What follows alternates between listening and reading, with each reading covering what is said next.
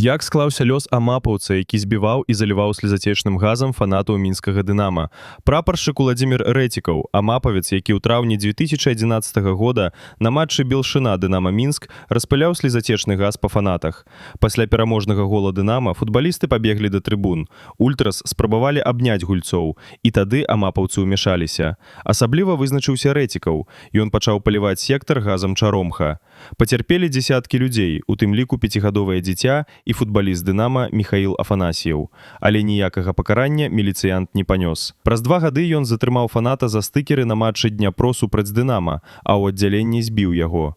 І зноў без наступстваў. Трыбуна пры дапамозе Белпол даведалася падрабязнасці жыцця гэтага карніка. Рэцікаў служыў у магілёўскім амапе з 1999 года, меў крапавы берэт і камандаваў ротай.